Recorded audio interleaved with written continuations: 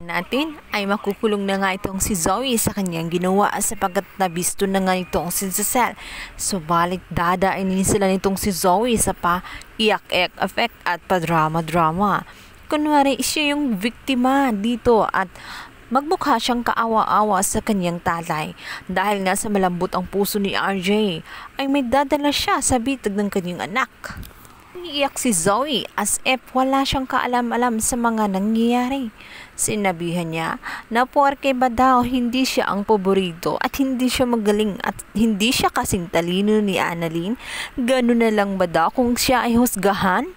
Ang palusot ni Zoe ay talagang naroroon siya sa naturang crime scene sapagkat naghahanap din umano siya ng hustisya para sa kanyang lolo. Kaya naman chinek daw umano niya ang naturang area. Hindi naman imposible sa isip nitong si RJ.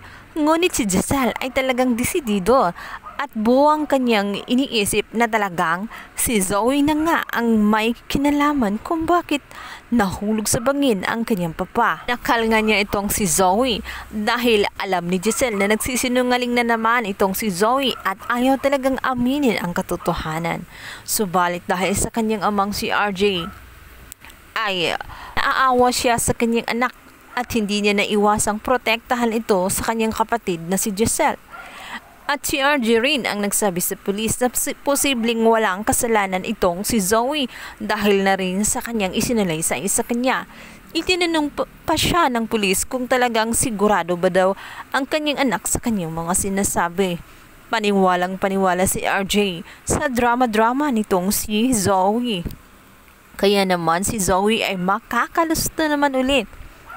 Ngunit kahit makalusot nga itong si Zoe ay hindi pa rin niya matatakasan ang konsensya niya sapagkat paulit-ulit pa rin nagpaparamdam sa kanya ang kanyang lolo.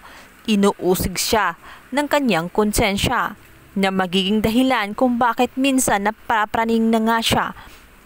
Sa kabilang banda, inutusan nitong si Doc Katie na kailangan na nga ipacheck itong si Lynette sapagkat nangangailangan na nga ito ng therapy. Matindi ang trauma na tinamo ni Lynette nung pinasok ang kanyang bahay dahil maging ang ibang tao ay napapagkamalan na niyang magnanakaw kahit hindi naman talaga. Nagkakaroon siya ng mga iilang hallucination dulot ng stress at trauma na kanyang naranasan.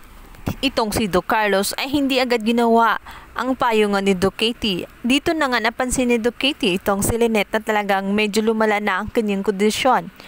Tinanong na nga niya itong si Carlos.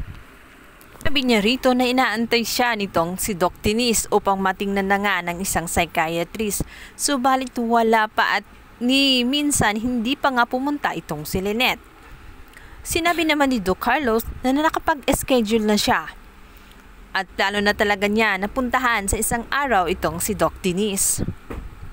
Sinabi din ni Doc Carlos na kung masama pa rin ang tingin niya dito sa kanya dahil sa pag-iwan niya nung naturang nakaengkwentro nga nila itong mga hold-upper. Sinabi niya rito na hindi niya kailanman inabandona itong si Lynette sapagkat mahal umano niya ito at kaya niyang gawin ang lahat-lahat. Handa umano siyang itaya ang kanyang buhay. Iniwan umano niya si Lynette sapagkat tumawag siya ng kapulisan. Ito nga'y sinabi ni Doc Katie na huwag sana daw niyang masamain ang ginagawa niya alang-alang kay Lynette sapagkat kaibigan niya ito at bilang isang kaibigan, pinoprotektahan lamang niya itong si Lynette at nais niyang maging ligtas ang kanyang kaibigan. Sa kabilang banda, magugulat nga itong si Annalyn habang nakaupo sa tabi. Bigla na lamang may lumalapit sa kanyang isang dalaga. At dito ngayon, nagulat siya kung bakit kilala siya nito. Sapagkat alam niya ang kwento na itong si Annalyn nga ay isang anak sa labas. Binanggit rin ni Annalyn itong si Zoe at katakatakang kilala rin niya ito na isa din na umano sa tanyag na hindi gaanong maganda ang ugali.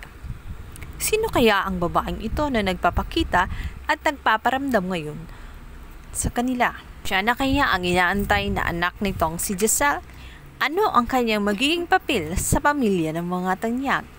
Ito ang ating pakabangan sa lalang umiinit na tagpo ng Abot Kamay na Pangarap. Thank you for watching. Please don't forget to like and subscribe my YouTube channel. Thank you.